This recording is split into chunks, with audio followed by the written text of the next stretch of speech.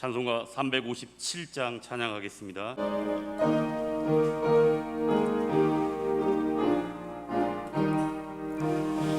주 믿는 사람 일어나 다 힘을 합하여 이 세상 모든 마귀를 다쳐서 멸하세.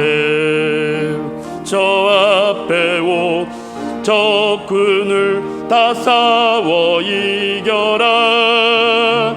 주 예수 믿는 힘으로 온 세상 이기네. 믿음이 이기네.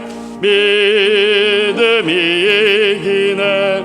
주 예수를 믿음이 온 세상이 다 함께 일어서시겠습니다.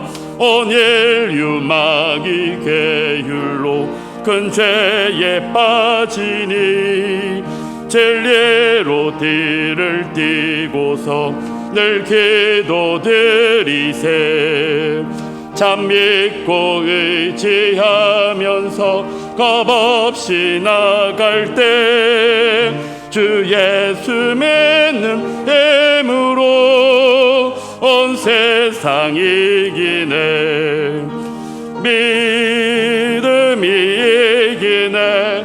믿음이 이기네. 주 예수를 믿음이 온 세상 이기네.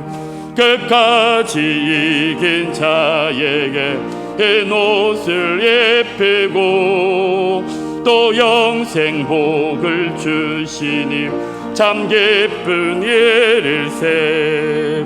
이 어두운 세상 지나서 저 천성 가도록 주 예수 믿는 힘으로 온 세상 이기네.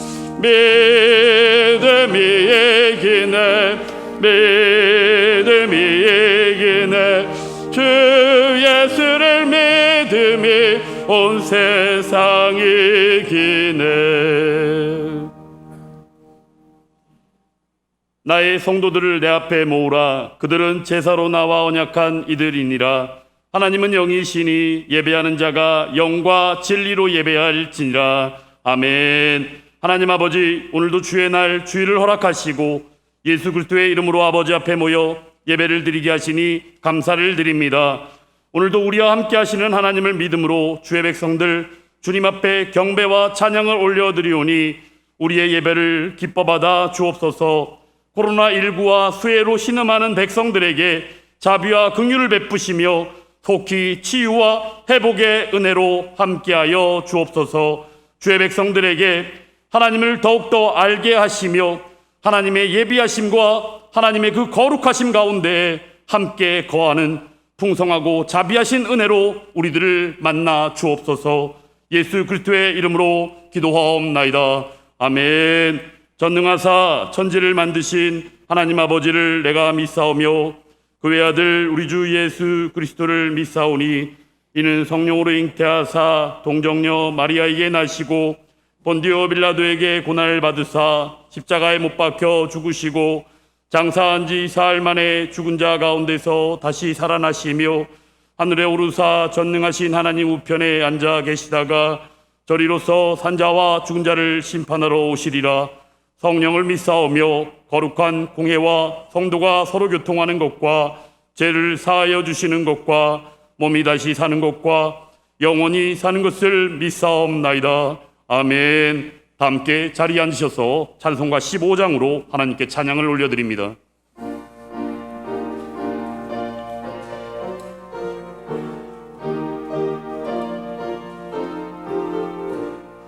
하나님의 크신 사랑 하늘에서 내리사 우리 맘에 항상 계셔 온전하게 하소서. 우리 주는 자비하사 사랑 무한하시니 두려워서 떠는 자를 구원하여 주소서. 걱정 근심 많은 자를 성령 감화하시며 복과 은혜 사랑받아 평안하게 하소서. 점과 끝이 되신 주님 항상 인도하셔서 마귀 유혹 받는 것을 속히 끊게 하소서. 전능하신 아버지여 주의 능력 주시고 우리 맘에 임하셔서 떠나가지 마소서. 주께 영광 항상 돌려 천사처럼 섬기며 주의 사랑 영영토록 찬송하게 하소서. 우리들이 거듭나서 흠이 없게 하시고 주의 크신 구원받아 온전하게 하소서. 영광에서 영광으로 천국까지 이르러 크신 사랑 감격하여 경배하게 하소서. 아멘.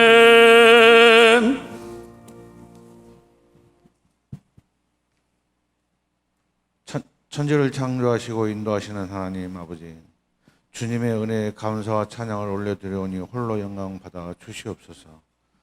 올 여름은 유나죠 긴 장마와 홍수로 인하여 많은 사람이 힘들어하고 코로나로 인하여 정신적으로나 육신적으로 지쳐 있음을 아시고 계시는 하나님, 홍수로 인하여 힘들어하는 수재민을 위로하시고 수재민의 상처가 하루빨리 아물 수 있도록 믿음의 자녀인 우리가 작은 힘이나마 함께 나누며 사랑을 베풀 수 있도록 능력을 더하여 주시옵소서.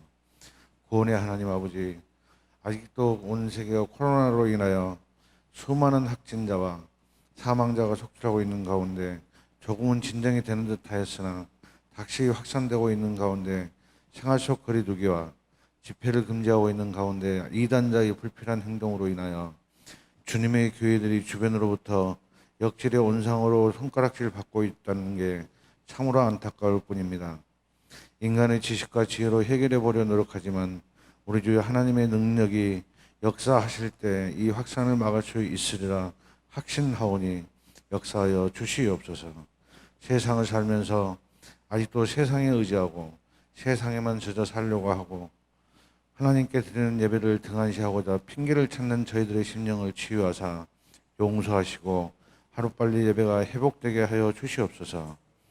이 시간 기도하옵기는 성도들 각자의 가정과 직장, 사업장에도 하나님의 역사하심으로 코로나로 인하여 무탈하게 하옵시고 계획하는 모든 일들이 주님의 자녀로 살아갈 수 있음에 간증자가 될 수 있도록 은혜 베풀어 주시옵소서. 하나님 아버지, 우리 교회가 이 지역에 하나님의 영광을 마음껏 드러내고 사명 감당할 수 있도록 하나님의 교회로 세워주사 교회의 존경과 영광을 회복시켜 주시옵소서. 말씀을 전하시는 목사님을 성령으로 충만케 하시고 하나님의 권능을 덧입혀 주시어 전하시는 주님의 말씀이 저희에게 큰 위로와 기쁨이 되게 하여 주시옵소서. 우리 모두가 하나님 나라와 의를 위하여 더욱 열심을 다하게 하여 주시옵소서. 이 모든 말씀 구원의 주인이 되시는 예수님의 이름으로 기도드렸습니다.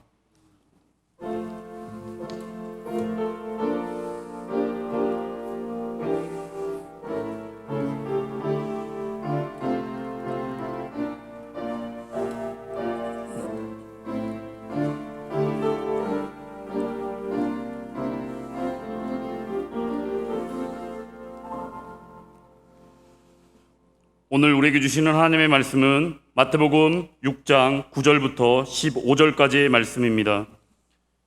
신약성경 8페이지입니다. 마태복음 6장 9절부터 15절까지의 말씀입니다. 다 찾으셨으면 함께 합독하도록 하겠습니다. 마태복음 6장 9절부터 15절까지의 말씀입니다. 그러므로 너희는 이렇게 기도하라. 하늘에 계신 우리 아버지여, 이름이 거룩히 여김을 받으시오며 나라가 임하시오며 뜻이 하늘에서 이루어진 것 같이 땅에서도 이루어지이다. 오늘 우리에게 일용할 양식을 주시옵고 우리가 우리에게 죄지은 자를 사하여 준 것 같이 우리 죄를 사하여 주시옵고 우리를 시험에 들게 하지 마시옵고 다만 악에서 구하시옵소서. 나라와 권세와 영광이 아버지께 영원히 있사옵나이다. 아멘. 너희가 사람의 잘못을 용서하면 너희 하늘 아버지께서도 너희 잘못을 용서하시려니와 너희가 사람의 잘못을 용서하지 아니하면 너희 아버지께서도 너희 잘못을 용서하지 아니하시리라. 아멘. 이제 담임 목사님 나오셔서 하나님 말씀 증거해 주시겠습니다.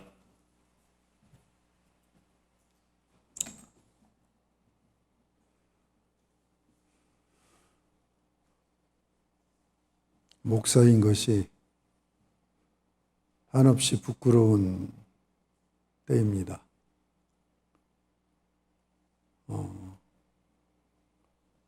잠을 잘 수가 없어요. 목사라고 하는 것이 부끄러움을 느낄 때가 많이 있었지만 지금처럼 목사인 것이 부끄러운 때가 없습니다. 코로나 사건으로 정부에서 일반 사회 모임은 실내에서 50명, 실외에서 100명입니다. 그런데 교회는 예배를 금지하고 있고 온라인 예배를 드리는 20명 이하의 인원만 나와서 지금 저희는 어기고 있는 거예요, 명령을. 온라인 영상 찍는 그 숫자만 나와서 예배로 온라인으로 올리라고 그렇게 하는 겁니다. 여러분, 이건 너무나 부당하지 않아요? 제가 결혼식도 여러 군데 다녀왔고 초상집에도 여러 군데 다녀왔어요. 방역 제대로 되나요? 우리 교회만큼 못하더라고요. 그래서 그렇게 서운하게 생각해도 초상집에 가서 식사를 않고 온 거예요. 왜냐하면 혹시라도 내가 이런 환경에서 코로나 걸리면 목회하는 담임 목사가 어떻게 교회를 지킬 수 있을까 하는 것 때문에 그렇게 한 겁니다. 제가 지금 공권력 정부를 비난하려고 하는 게 아니에요. 자, 이렇게 부당하게 나오는데도 교회에서 한마디 얘기를 못해요. 왜 그럴까요? 우리 교회가 속화되고 타락했기 때문에 그래요. 부당한 공권력이라고 얘기를 해야 되거든요. 그런데 할 수가 없어요. 왜냐하면 썩어 있기 때문에 그래요. 저는 정광훈 씨를 목사라고 생각지 않습니다. 다른 걸 떠나서 하나님에게 삿대지르고 욕하는 자가 목사입니까?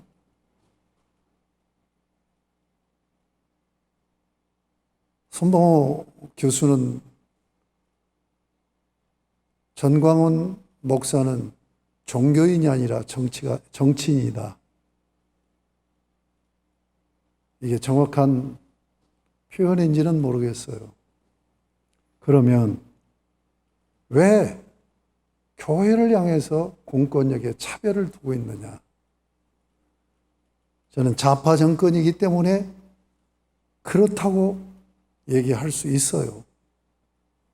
근데 저는 그보다 먼저 지금 공권력이 교회 예배를 드리지 말라는 얘기가 아니라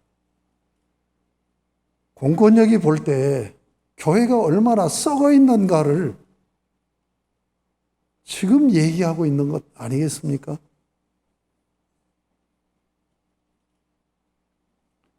목사가 정치에 대한 소신과 식견은 가질 수 있어요. 그리고 강단에서 설교하면서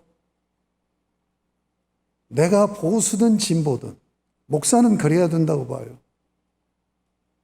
진보 정권이 잘한 건 잘했다고 잘못한 건 잘못했다라고 지적할 수 있어야 선지자적인 목회를 하는 거고, 보수가 정권을 잡았을 때도 잘한 건 잘하고 잘못한 건 잘못했다고 얘기해야 되는데, 정광훈 목사 태극기 들고 광화문 나갔어요?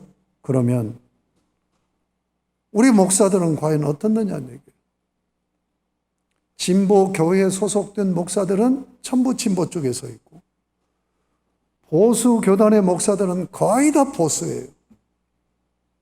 사실은 정광훈 목사처럼 거기 나가지는 않았지만 거기에 동조하는 목사들이 많이 있고, 마음으로는 같이 나가 있는 목사도 많이 있다고 봐요.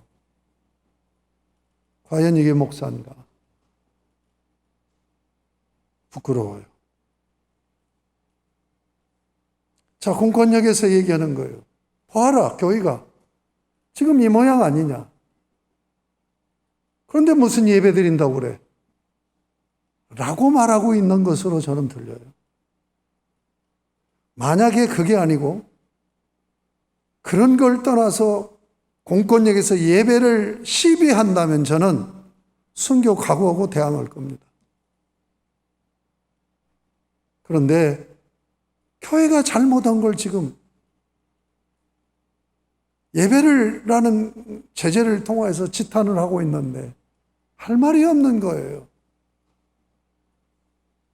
그래서 주일날 전부 나와서 예배드리라는 말을 못하는 거예요. 얼마나 제가 괴로웠냐면 목사직을 내려놓을까 하는 생각까지. 자, 신천지에 대해서 얼마나 욕했습니까? 정광훈 목사와 사랑제일교회 하는 행태를 보면 신천지보다도 훨씬 더 나쁘지 않아요. 이 정부를 향해서 잘못했다고 얘기하면 자기는 잘해야 되지 않느냐는 얘기예요. 이런 때 광화문에 나가야 됩니까? 그것도 복음 증거한다고 나가는 거 아니잖아요. 장경동 목사가 우리 고향 후배입니다. 굉장히 좋아하고, 집회 내용을 보면, 설교 말씀을 보면 말씀의 깊이는 없지만 그 웃기는 것 같으면서도 뭔가 있다. 그런데 광화문에 나가서 설교한 영상을 들었어요. 여기에 내가 나가야 됩니까? 나와야 됩니까? 대통령이 나와야 되지 않습니까? 자, 그 말 잘 들어보세요. 자기가 나가서 안 된다는 것을 알고 있잖아요. 그러면 대통령이 나오라는 건 정치인들에게 맡기고 자기는 목사니까 나가지 말아야죠. 그래야 되지 않습니까? 코로나 확진이 생겼어요. 그러면 어떻게 해야 됩니까? 자기도 확진자가 됐잖아요. 내가 국민들 앞에 경거망동 행동을 했습니다. 여기 같이 참여했던 우리 교인들은 전부 다 빠짐없이 검진을 해주세요.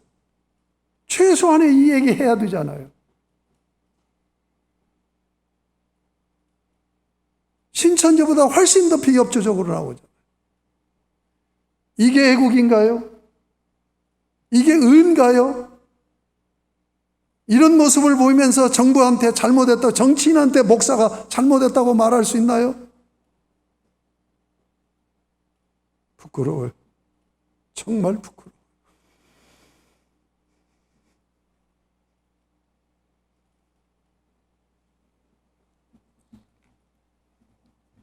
공권력의 억압을 받아도 싸다고 봅니다. 우리 교회가. 전광훈 목사를 통해서 우리 한국교회 민낯이 그대로 드러난 거예요. 지금도 목사들 중에 전광훈 편에 서 있는 사람이 있어요. 이게 오늘 우리 한국교회 모습이에요. 저는 우리 교회가, 우리 한국교회가 이대로 가면 끝이 얼마 안 남았다고 봐요. 유럽교회로 간다고 봐요. 자, 이런 문제가 터졌을 때 나는 적어도 우리 합동총회 총회장이라도 사과성명 내리라고 기대했어요.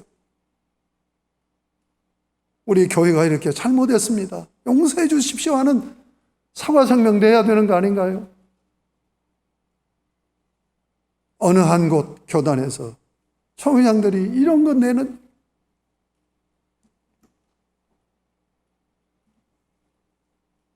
지금 정부는 만약에 예배를 방해한다고 한다면, 예배를 방해할 목적으로 이렇게 공권력을 행사한다고 한다면 저는 생명을 걸겠습니다. 그러나 내가 생각할 때는 그게 아니에요. 예배하는데 너희들 교회에서 예배드릴 자격이나 있느냐라고 하나님이 이 세상 공권력을 통해서 책망하고 있다. 저는 이렇게 생각하고 깊이 회개해야 돼요. 어떻게 목사들이 진영 논리에 서서 죽어도 야고, 죽어도 진보고, 죽어도 보수, 이게 지도자입니까? 이쪽이 잘못하면 이쪽에 서야 되고, 이쪽이 잘못하면 이쪽에 서야 되고, 그럴 수 있어야 되는 거 아니에요?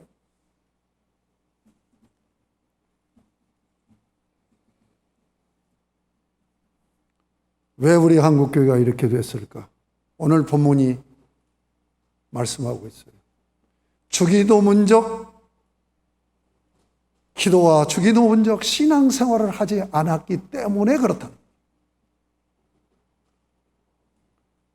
오늘 저는 깊은 그 회개하는 마음으로 주기도문을 함께 나누고 싶어요. 지난주에 주기도문의 구조에 대해서 말씀드렸는데 다시 한번 말씀. 주기도문에 대해서 말씀하실 때 주기도문 내용 9절에서 13절까지를 얘기해요. 그리고 14절, 15절 해설을 해요.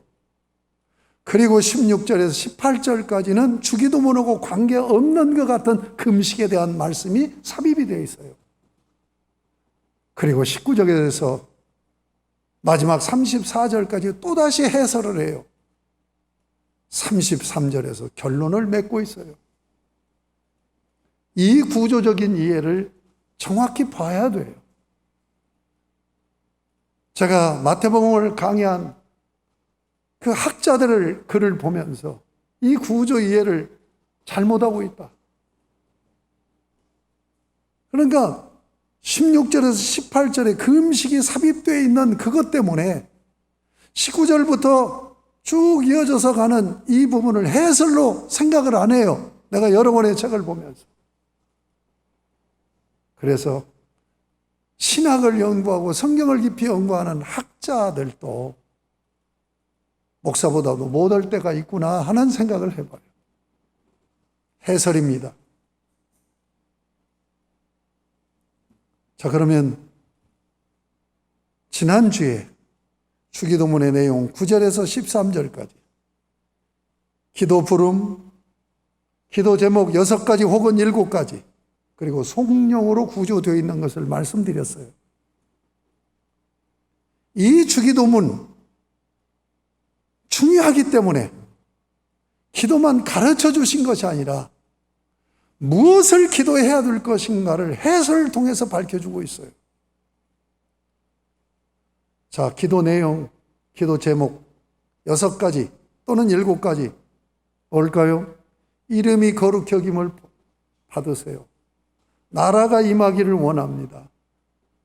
뜻이 이 땅에서 이루어지기를 원합니다. 이렇게 3가지 기도 제목이죠. 그 다음에 4번째는 오늘 우리에게 일용할 양식 구하는, 5번째는 죄 용서, 죄 사함의 기도를,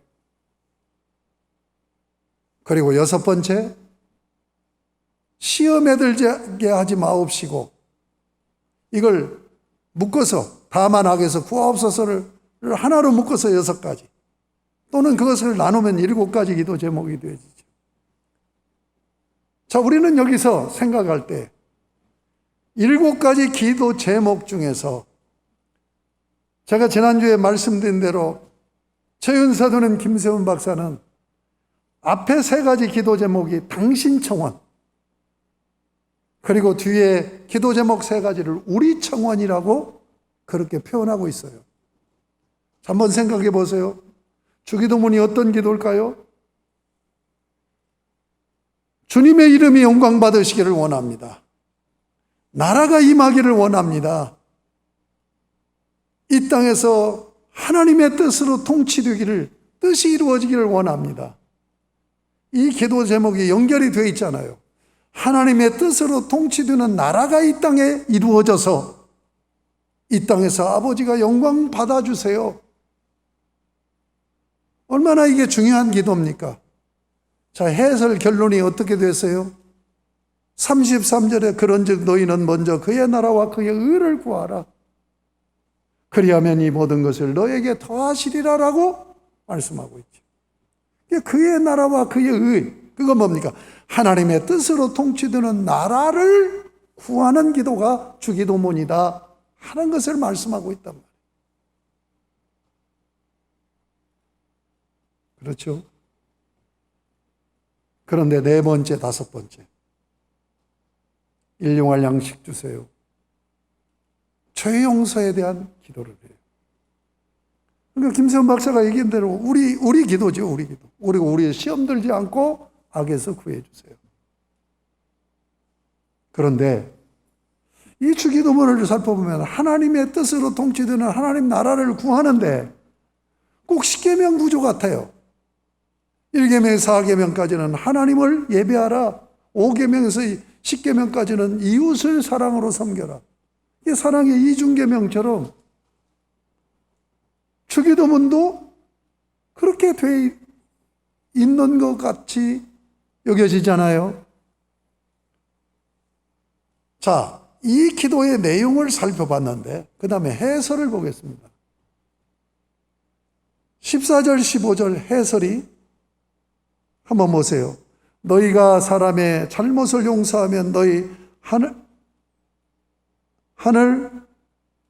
아버지께서도 너희 잘못을 용서하시려니와 너희가 사람의 잘못을 용서하지 아니하면 너희 아버지께서도 너희의 잘못을 용서하지 아니하시리라.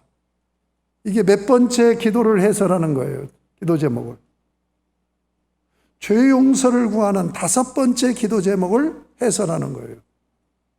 그렇죠? 그리고 이제 제가 말씀드린 대로 금식에 대해서 16절부터 18절까지 나와요.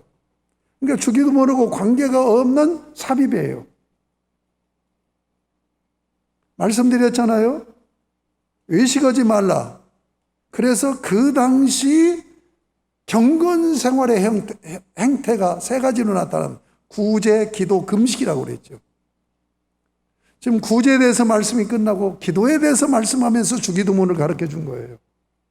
그런데 14절, 15절에서 5번째 기도 제목을 해설하고 16절부터 18절까지 3번째 경건 생활의 행태인 금식을 해설해요.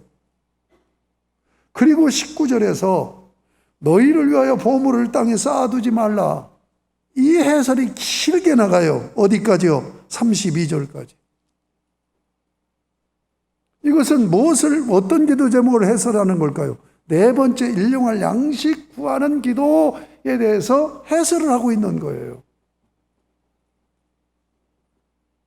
여러분 그렇게 이해가 되시죠?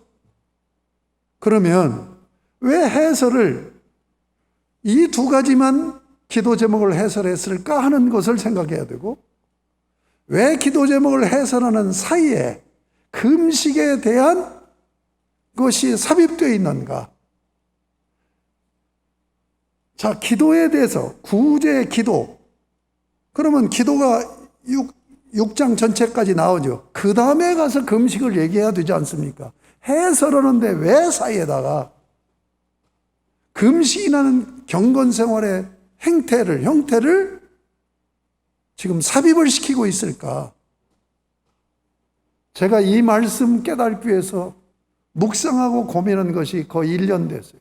1년쯤. 왜 그랬을까? 왜 이렇게 구조되어 있을까? 주께서 깨닫게 해주셨어요.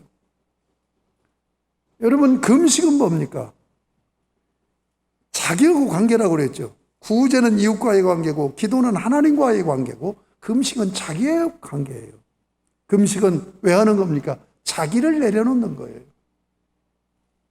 제가 시간이 없어서 이사야에 있는 금식에 대해서 여러분들이 어렴풋이 아실 거예요. 하도 유명한 말씀이라.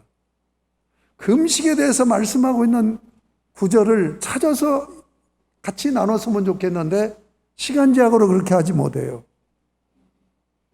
금식은 뭐라고 그랬습니까? 내가 금식할 때 구제하라고 그랬어요. 구제하라고.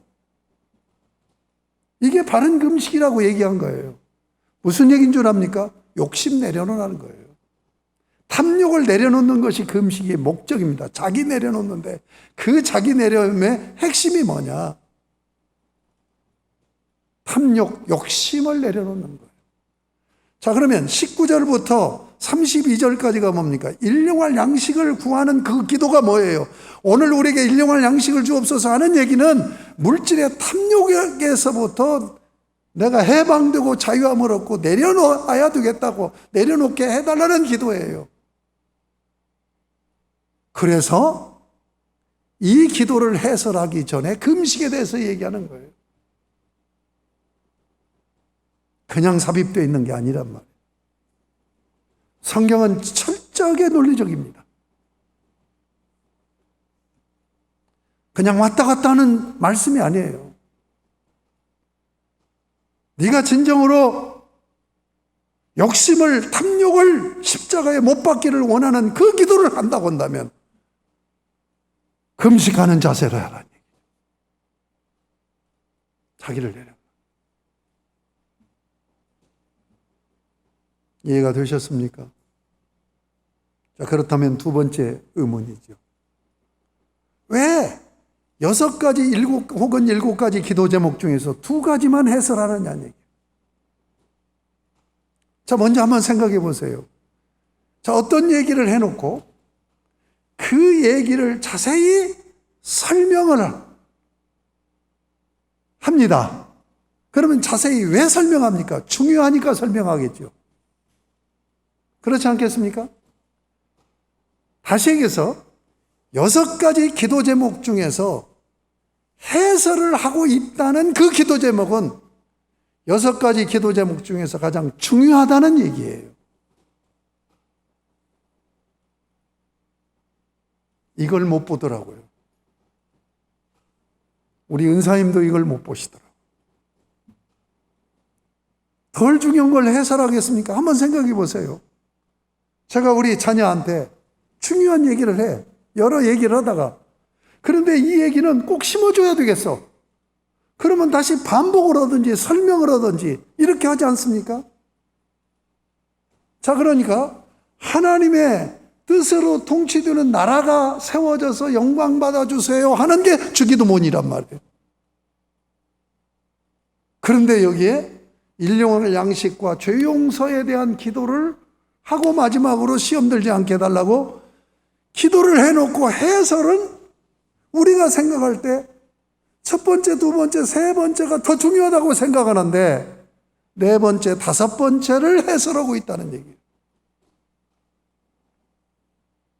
여기서 이 주기도문을 이해하고 풀어가야 되지 않느냐. 여기까지 잘 따라오셨죠? 자, 그러면 왜 주기도문에 하나님의 뜻으로 통치되는 나라가 세워서 영광 받아주세요.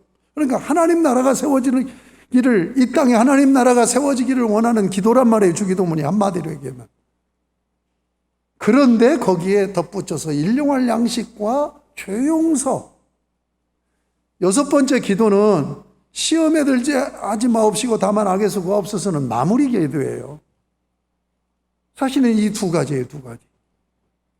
죄 용서 기도, 아니 일용할 양식 기도와 죄 용서 기도란 말이에요. 그런데 정말 중요하지 않을 것 같은 이 두 가지를 지금 해설해서 강조하고 있단 말이에요. 뭘 얘기를 하는 거냐?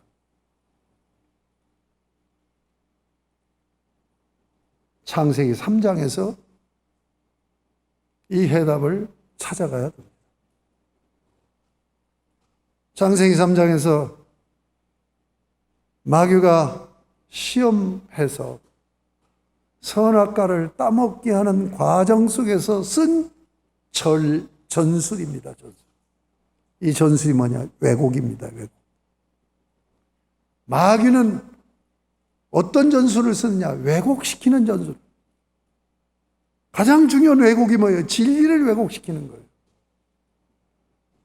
여러분, 우리는 마귀에게 붙들리지 않아도 우리가 신앙생활하면서 타락한 죄인이기 때문에 진리의 말씀을 많이 왜곡해요. 합리화시켜버려요.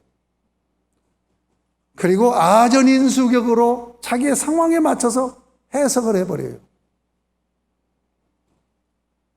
여러분, 마귀가 쓰는 전술은 왜곡이라는 거. 그 왜곡이 진리를 왜곡하는 거예요. 왜 그러면 진리를 왜곡하느냐? 진리가 뭘까요? 진리가 다른 게 아니에요. 하나님과 나와의 관계예요. 근본 이치가 진리 아닙니까? 그러니까 하나님과 나와의 관계, 하나님의 형상으로 지어진 내 이웃과의 관계예요. 이것을 정확하게 변하지 않는 원리를 밝혀놓는 것이 진리예요. 진리를 왜곡시키는 것은 관계를 깨버리는 거죠. 다시 해서 관계는 의거든요. 의를 깨버리기 위해서 진리를 왜곡시키는 거예요. 그 구체적으로 어떻게 그 왜곡이, 진리의 왜곡이 구체화되는 줄 압니까? 두 가지를 해요. 하나는 우리 인간의 마음속에 있는 욕심. 우리의 마음은 하나님의 형상으로 우리를 지으실 때, 우리가 타락하기 전에는요, 우리 마음에는 욕심이 들어있는 게 아닙니다. 욕심이 들어있는 게 아니라 하나님의 뜻, 진리가 들어있는 거예요. 그런데 하나님의 뜻을 마음에 담지 않고 왜곡된 것으로 담는 거예요. 그게 욕심이에요. 여러분, 욕심이 어디로부터 옵니까? 하나님으로부터 욕심이 옵니까? 우리는 피조든 더군다나 하나님의 형상으로 하나님을 닮은 인격자로 지었어요. 그렇기 때문에 우리는 자기 신념으로 살아가는 존재가 아니에요. 아니, 엄밀하게 얘기하면 신념도 영향을 받아서 생기는 거예요. 그냥 자기 내적으로 나오는 게 아니에요. 그러니까 우리 인간은 의존적인 존재이면서 하나님의 형상으로 인격적인 존재이기 때문에 하나님을 마주보고 하나님으로부터 받아서 살아요. 그 하나님으로부터 받는 게 뭡니까? 진리예요. 하나님의 뜻이에요. 하나님의 말씀이에요. 이걸 받아서 내 마음에 담아요. 그러면 하나님 말씀대로 살아야 되겠구나 하는 소원이 생겨요. 그 소원을 이루어가는 거예요. 그 소원이 이루어질 때 하나님 나라가 이루어지는 거예요. 그러니까 죄 짓기 전에 그런 삶을 살았던 우리예요. 그런데 그것이 타락을 통해서 왜곡돼 가지고 완전히 바뀌어져 버린 거예요. 그걸 회복하는 기도가 주기도문이라는 얘기예요. 아시겠습니까? 하나님부터 소원을 받아야 돼요. 여러분, 소원을 받으려면 어떻게 해야 돼요? 그분의 뜻을 내 마음의 소원으로 채우려면 어떻게 해요? 그분하고 관계를 해야 되겠죠. 그분하고 마주보고 관계를 해야 되겠죠. 그래서 말씀을 듣고 순종하라는 거죠. 순종이라는 말은 아래 정돈한다는 의미도 있고 아래에서 듣는다는 의미도 있죠. 무슨 말인지 알겠습니까? 하나님 앞에서 하나님 말씀을 들어야 하나님 말씀이 내 마음에 담겨져서 그 뜻을 이루고 살려고 하는 그런 열정이 생겨서 살아가는 거죠. 여러분, 지금 예배를 왜 드립니까? 하나님께서 이 예배에 임재하셔서 당신의 주의 종을 통하여 설교를 통해서 지금 하나님과 여러분은 예배가 뭐예요? 하나님 앞에서 대면하고 있는 거예요. 그래서 하나님 말씀을 받는 거예요. 그것을 은혜로 잘 받으면 내 마음에 뭐가 일어나요? 아멘이 되어지고 그 말씀대로 살아야 되겠네 하는 마음과 더 나가서 강력하게 성령님을 의지하면 결단을 하고 나가잖아요. 그렇게 사는 존재로 지어놨는데 마귀가 하나님의 뜻을 소원으로 받고 살면 지 나라를 못 세워요. 하나님 나라가 세워지는 거 방해해야 되잖아요. 막아야 되잖아요.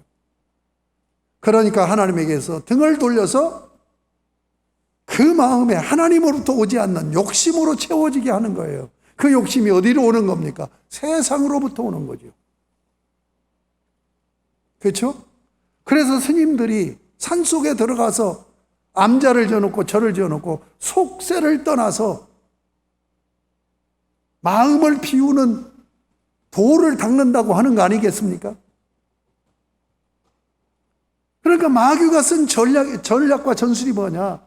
하나님을 마주보고 하나님으로부터 말씀을 받아서 그것을 내 마음의 소원으로 담고 살아야 되는데 그걸 못하게, 그렇게 가면 하나님 나라가 세워지니까 마귀와 선악과를 따먹게 하는 과정 속에서 하나님에게 등을 돌리게 해서 세상을 통하여 욕심으로 채워져서 이 욕심을 이루어야 되겠다고 돈 벌려고 별짓 다 하고 권력 잡아서 그거 행사하려고 별짓 다 하고 다 욕심 아닙니까? 자, 그러면 하나님에게서 등을 돌려서 하나님의 진리의 말씀을 받지 못하고 세상으로부터 욕심으로 채워져서 세상 나라를 이루는 삶을 살게 하기 위해서 마귀가 어떤 짓을 했느냐? 하나님하고 관계가 좋거든요. 좋은 관계를 깨트려야 되지 않겠어요? 장집사하고 나하고 굉장히 신뢰하고 사랑하고 아끼고 그런 관계예요. 그래가지고 저분이 무슨 얘기를 하면 다 믿어. 내가 무슨 얘기면 장집사가 다 믿어. 너무너무 그렇게 가까우니까 이 시샘이 나가고 깨버리고 싶은 거예요. 깨버리려면 어떻게 해요? 서로 마주보지 않고 등을 돌리게 만들어야 되지 않겠습니까? 등을 돌리게 만드는 방법 쉽습니다. 어떻게 해요? 싫어하는 감정을 주입시켜버리면 되잖아요. 에? 나쁜 감정. 장집사 저 사람 진짜 그렇지 않은 줄 알았더니 정말로 나쁜 사람이구만. 이 마음을 갖게 해버리면 되지 않느냐는 얘기예요. 서로가. 그렇죠? 이게 뭐냐는 얘기예요. 감정 문제란 말이에요. 이 감정을 상하게 만들어보면 된단 말이에요. 그래서 마귀가 한 짓이 뭐냐? 하나님을 향해서 섭섭한 마음을 갖게 한 거예요. 부정적인 감정을 갖게 한 거예요. 그러니까 그렇게 신뢰가 됐고 좋았던 그 하나님이 이제는 싫은 거예요. 섭섭한 거예요. 그러니까 하나님만 마주보면 너무너무 좋고 이게 생명이라고 생각했는데 이제는 하나님께서 떨어져서 세상을 보아요. 그래야 세상 욕심을 갖지 않겠습니까? 창세기 3장이 우리 인생의 본질 문제를 얘기하고 있는 거예요. 본질 문제. 문제를 얘기하고 있는 거예요. 성경은 창세기 3장에 나타난 이 본질적인 문제를 66권이 해답을 하고 해결해 나가는 진리의 말씀인 거예요, 성경이. 아멘입니까? 자, 이 두 가지 문제를 하나님은 성경 66권에서 두 가지로 얘기해요.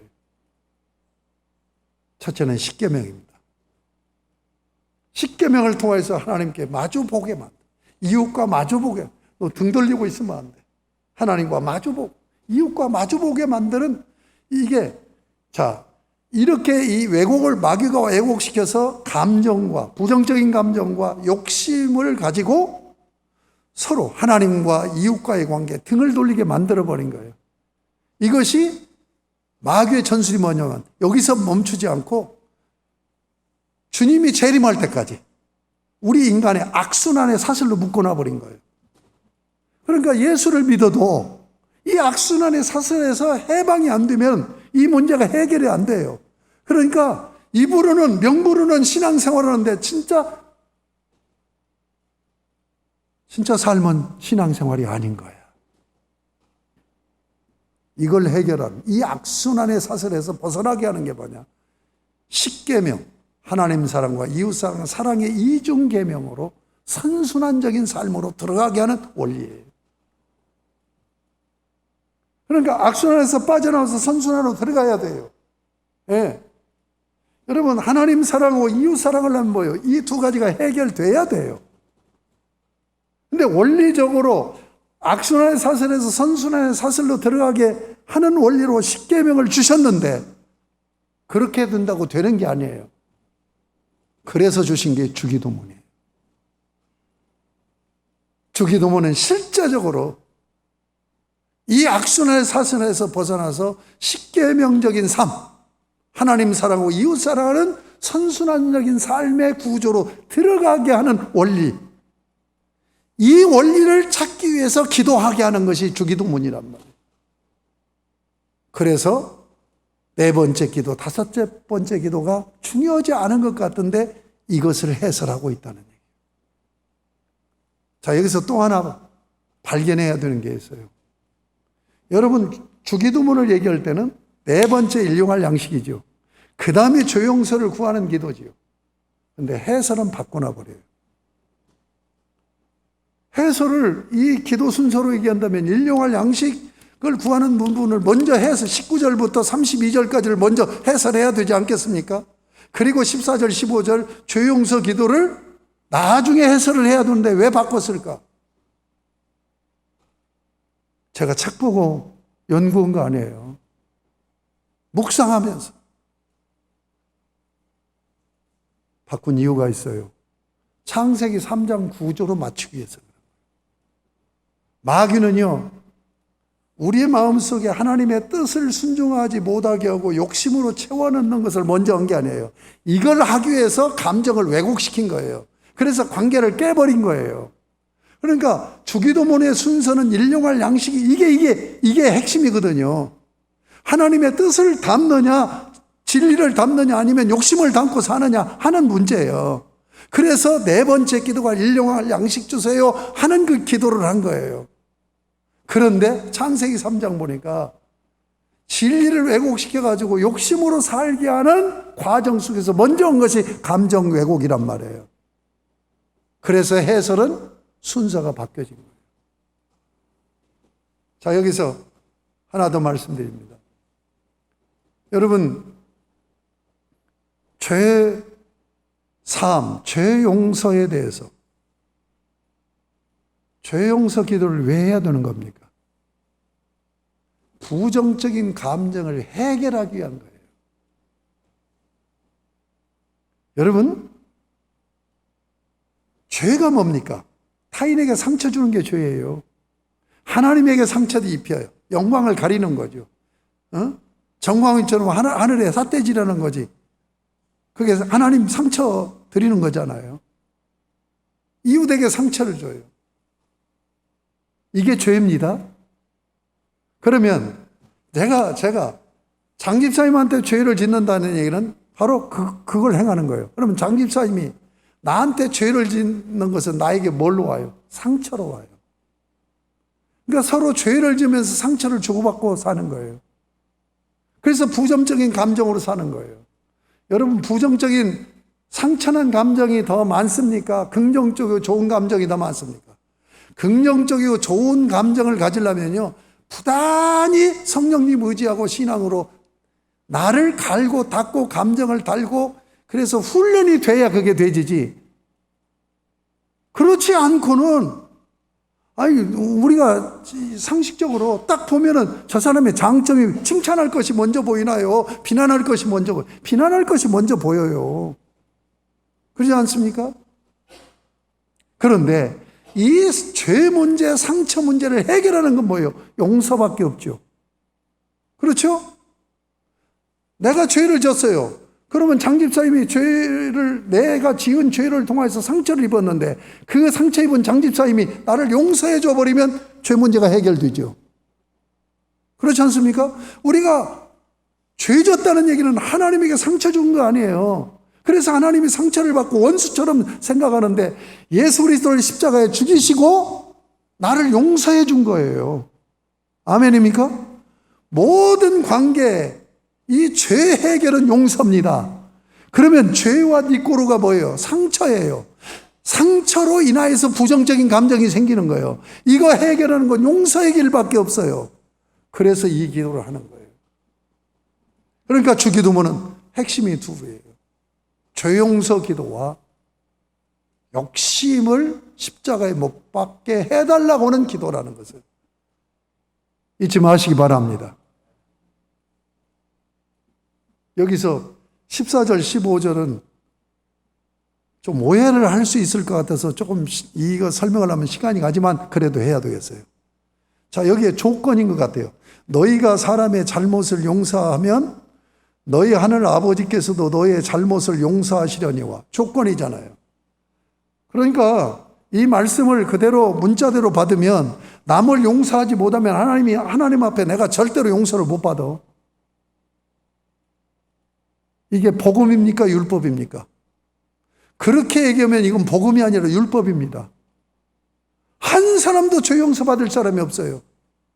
여러분들 나한테 상처 준 사람들의 모든 죄를 깔끔하게 다 용서했습니까? 하나님은 뭐라고 그랬어요? 동이 서에서 먼 것처럼 깊은 바다에 빠뜨려 버린 것과 같다. 이게 용서라는 거예요. 이게 용서라는 거야. 일본 천황이 2차 대전을 일으켜가지고 영국 여왕을 방문했을 때 용서를 구해서 용서를. 그때 영국 여왕이 뭐라고 대답한 줄 압니까? 내가 용서할 수는 있지만 잊을 수는 없습니다. 이건 용서가 아니에요. 잊어버리는 것까지 가야 용서예요. 자, 이 논리에 여러분을 한번 대입시켜봐요. 전부 다 용서가 됩니까? 그러면 14절 말씀대로 오면 우리는 하나님으로부터 용서 하나도 못 받아요. 내가 용서를 못했기 때문에. 용서를 해야 용서한다는 거예요. 이걸 조건으로 이해하면 이건 율법입니다. 복음이 아니라.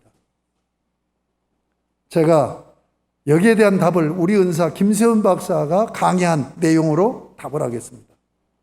이건 조건이 아니라, 우리 김세훈 박사 얘기입니다. 이건 조건이 아니라. 이렇게 이제 논리적으로 얘기하는 거예요. 자, 내가 장 집사님을 굉장히 미워해. 미워하는 죄를 짓고 있어. 그 마음을 가지고 내가 장 집사님을 미워하고 내가 그 죄를 짓고 있는 것을 내가 절대로 이분 용서를 안 하면서도 하나님 그 죄를 용서해 주세요. 이렇게 할 수가 있느냐는 얘기예요.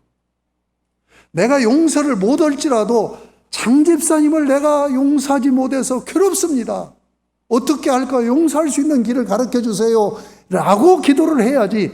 나는 절대로 장 집사 나한테 한 행위 내가 용서 못해. 그 마음을 가지고 하나님 내가 그 마음을 가지고 죄 짓는 이 마음 용서해 주세요.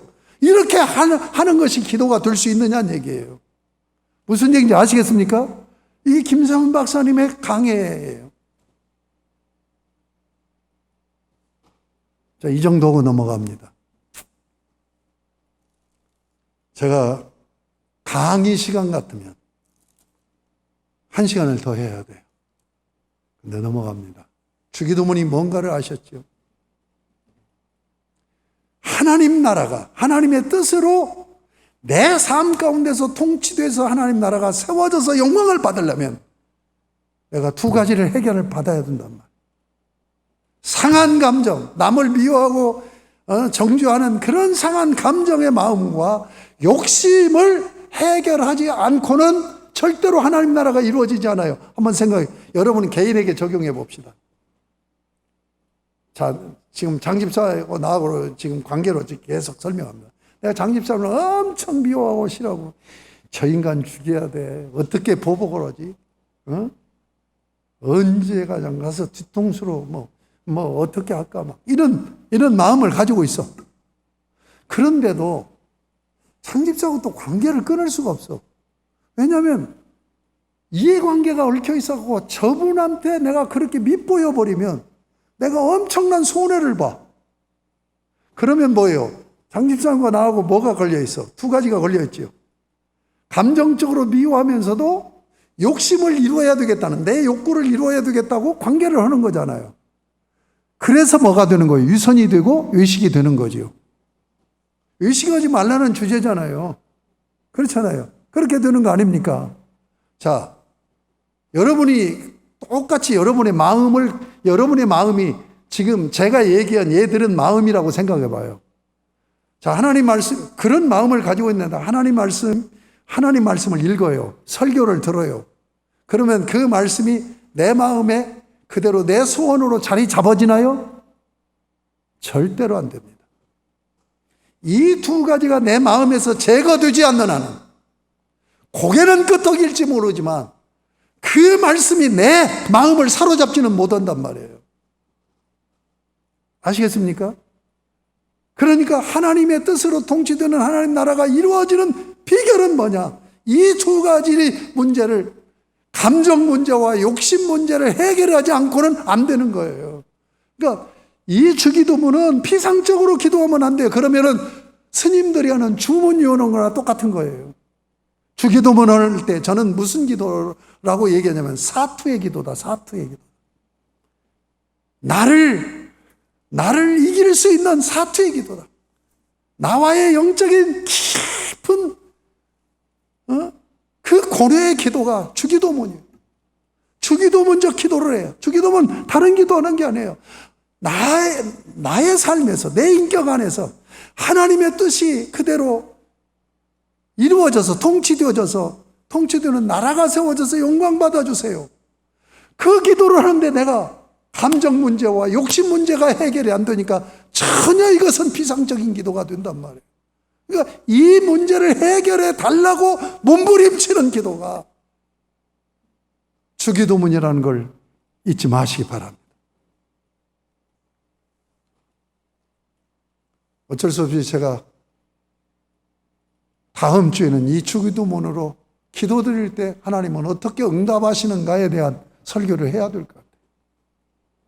여기서 이제 맺는데 주기도문이 지난주에 말씀드렸죠. 우리 기도라고.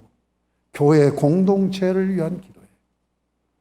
여러분, 주님은 이 땅에 왜 교회를 세웠습니까? 이 교회가 지금 하나님 나라예요. 그리고 예수님이 재림하셔서 궁극적인 완성된 하나님 나라로 가기 위한 하나님 나라 전초기지이면서 지금 하나님 나라예요. 여러분, 교회가 아니고는 하나님 나라가 절대로 이루어질 수가 없어요. 구제 복지한다고 하나님 나라가 이루어집니까? 절대 아닙니다. 교회 아니고는 안 됩니다.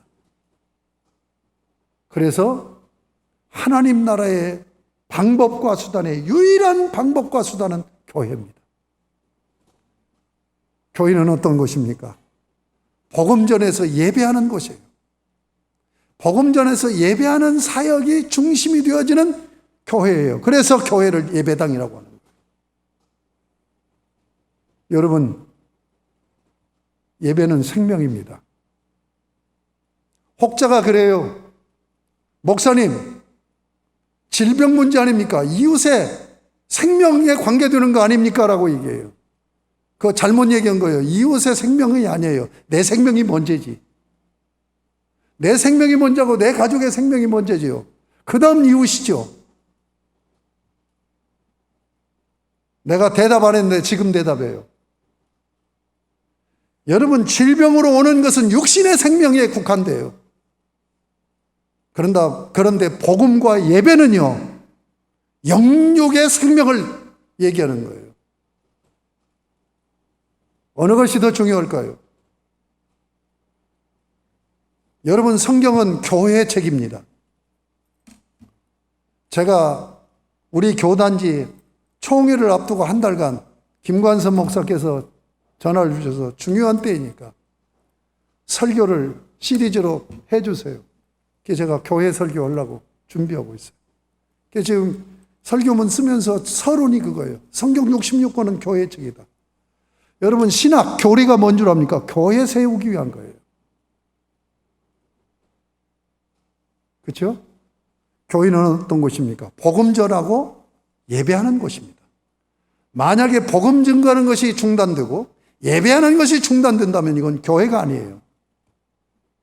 자, 초대교회 보세요. 여러분, 초대교회 지금 사도행전이나 이런 교회에 나오는 교회들이 얼마나 제자 훈련했나요? 뭘 얼마나 교회 생활을 체계적으로 지금처럼 잘했나요? 안 했습니다. 오직 한 것은 두 가지예요. 전도고 예배드리는 거예요. 이 두 가지 때문에 그들은 엄청난 순환을 당하고 순교를 당했어요. 지금 온라인 예배로 가자고 얘기해요. 젊은 목사들이. 나는 그래서 앞으로 우리 한국교회가 어떻게 될까? 여러분, 온라인으로 예배로 가야 된다면 노마 10대 바켓에 온라인 예배는 안 드려도 우리가 다 제사장이니까 가정에서 각 가정에서 예배 드리면 돼요. 그렇게 해서 피해갈 수 있어요. 그런데 그렇게 하지 않았어요. 순교당했습니다. 여러분, 성경에서 보여주는 게 그거고 교회 역사가 보여주는 게 그거예요. 교회 역사도 마찬가지예요. 그런데 내가 여러 가지 얘기를 하지 않고 딱 하나만 얘기하십시오. 여러분, 북한의 지하교회가 40만에서 50만 명 돼요. 이들은 복음전에서 모여서 예배드리는 일에 생명 걸어요. 발각되면 그대로 다 사형입니다, 사형. 여러분, 유튜브에 들어가서 탈북한 기독교인의 그 간증을 좀 들어봐요. 제가 꼭 그분은 모시고 싶어요. 사모님 되셨어요, 탈북에서. 제가 중국에 가서도 그랬어요. 문 걸어 잠그고 공안이 오나 안 오나 지키고 있으면서 안에서 예배를 드리고 집회를 했어요. 그런데 북한은요, 몇 명입니다, 몇 명. 그런데 얘기 들어보니까 그분 간증하는 거 보니까 그 예배를 드리기 위해서 몇 시간을 걸어서 오는 거예요. 자기 할머니 신앙으로 지켜왔는데 다 처형당했어요. 예배 드리는 것 때문에 처형당한 거예요. 이게 예배입니다. 질병은 육신의 문제예요. 그러나 예배, 복음은 진짜 생명, 영혼을 살리는 생명의 문제라는 걸 잊지 마세요. 지금 유튜브로 예배를 드리는 분들, 온라인 예배 드리는 분들, 예배 제대로 드리시기 바랍니다. 북한 성도들이 어떻게 지금 예배를 드리는 줄 압니까? 제가 설교 초도에 말씀드렸어요. 예배를 공권력으로 방해한다면 저는 생명 걸고 저항합니다. 그런데 나는 지금 온라인 예배를 하면서 교인 안 나와도 이해를 하는 것이 뭐냐? 공권력이 너희는 예배드릴 교인들이 못 된다, 자격이 없다라고 질타를 한다고 생각하기 때문에 제가 절충하고 받아들이는 거예요. 여러분의 예배는 생명입니다. 교회, 이 주기도문이 다른 게 아니에요. 하나님 나라 교회에 세우는 기도예요. 이 교회는 복음 증거와 예배를 통해서만이 전립할 수 있고 존재할 수 있다는 걸 잊지 마시기 바랍니다. 이번 기회를 통해서 여러분, 우리 예배 자세를 바로 해야 됩니다. 아시겠습니까? 저는 목회를 해도 제 나름대로 원칙이 있어요. 두 가지. 그렇게 실제로 하지는 못하는 부분이 있지만 제 정신은 뭐냐? 치우치지 말자. 제 목회 좌우명이 되는 말씀이 여호수아시 1장이에요. 좌우로 치우치지 말라. 이 말씀입니다. 저는 삶의 방식도 마찬가지. 두 번째는 뭐냐? 져줘야 된다. 져야 된다. 목사는 이기면 지는 것이다. 이기려고 하면 지는 것이다. 그러나 본질적인 문제를 가지고는 저는 생명을 걸 자세를 가져야 된다. 제가 생명을 걸고 그렇게 싸울 수 있을지는 모르지만 그 자세는 가져야 된다는 생각을 해요. 그런데 지금 정부가 하는 공권력은 예배 못 드리게 하는 것이 아니라 너희는 예배 드릴 자격이 없는 교인들이야 라고 질책한다고 저는 생각을 합니다.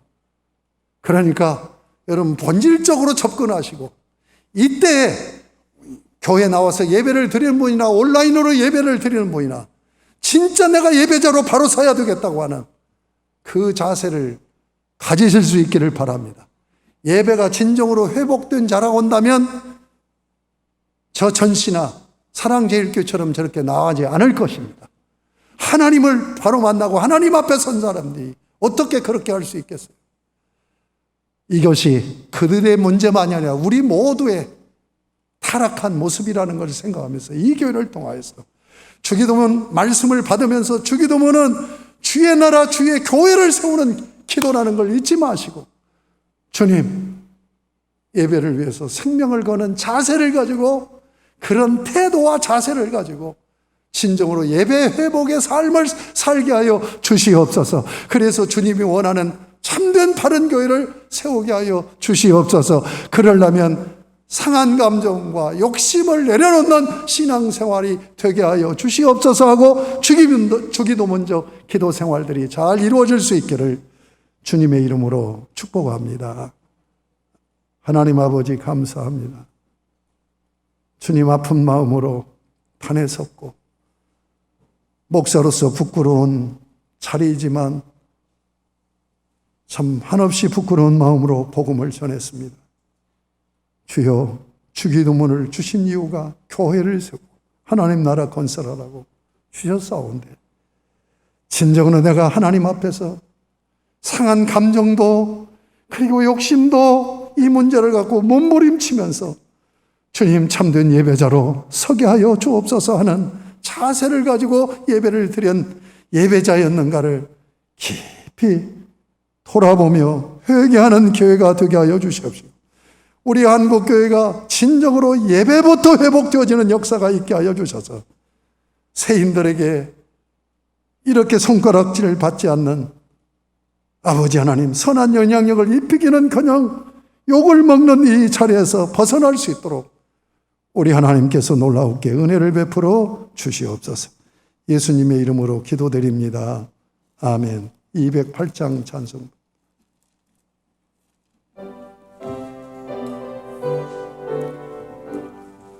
내 주의 나라와 주 계신 성전과 피 흘려 사신 교회를 늘 사랑합니다. 내 주의 교회는 전성과 같아서 눈동자 같이 아끼사 늘 보호하시네.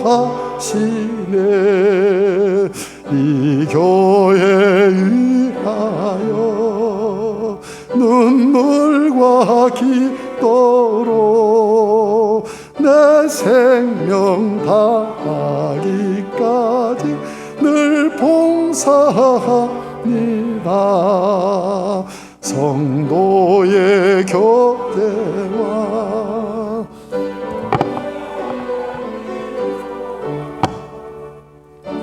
주와 맺은 언약을 늘 기뻐합니다.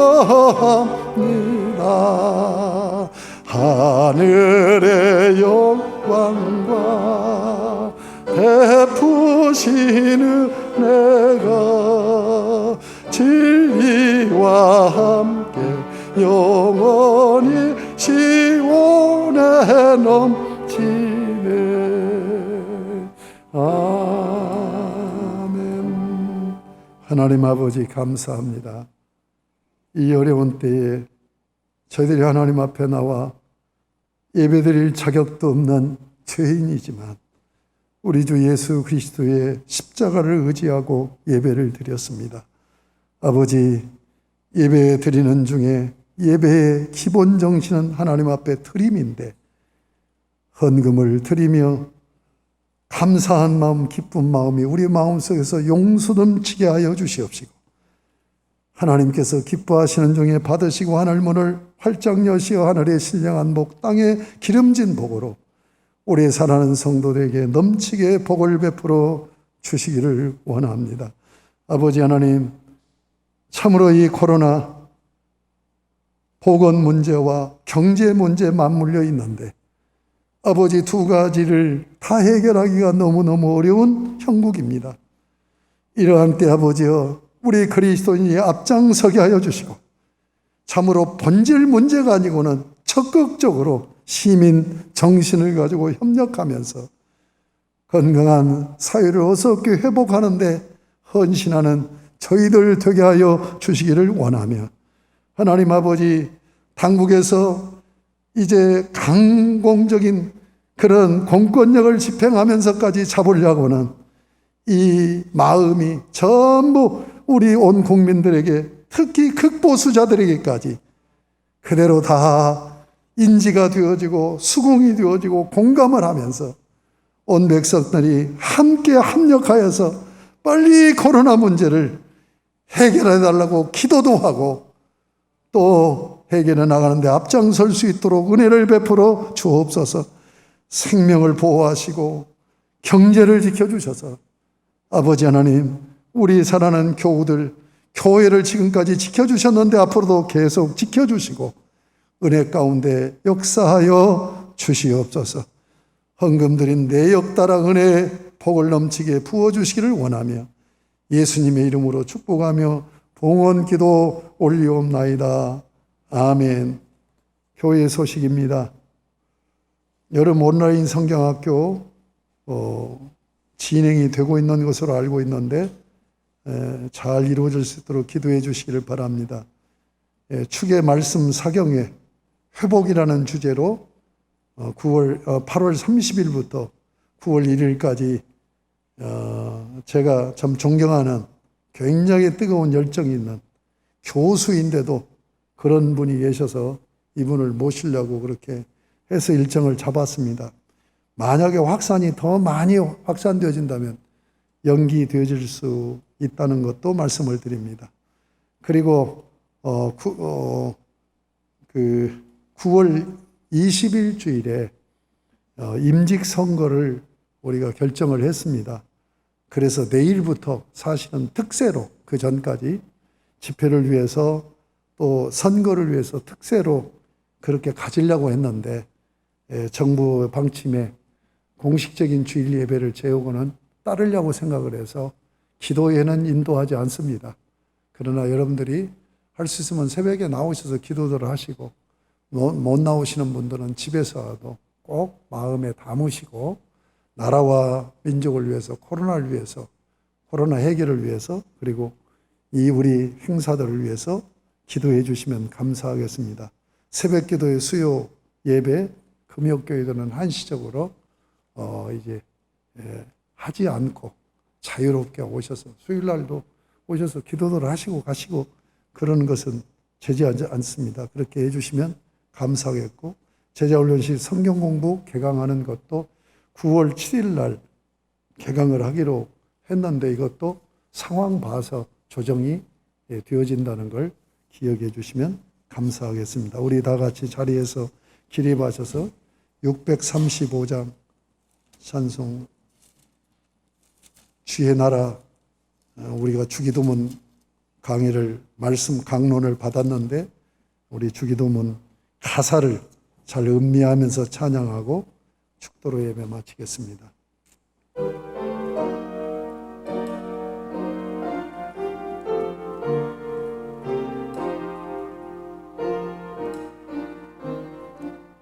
하늘에 계신 아버지 이름 거룩하사 주님 나라 임하시고 뜻이 이루어지나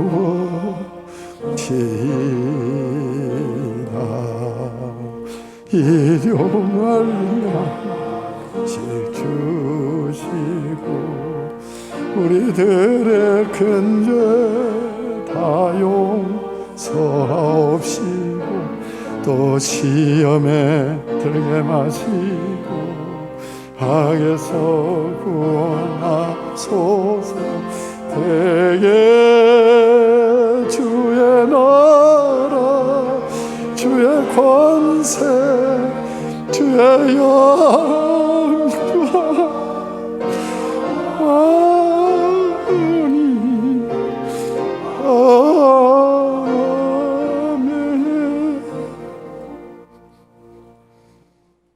주 예수 그리스도의 십자가 구속의 은혜와 아버지의 그 크신 사랑하심과 성령님의 교통하심이 찬매제사로 영광을 누리며 주기도 먼저 기도 생활, 주기도 먼저 삶으로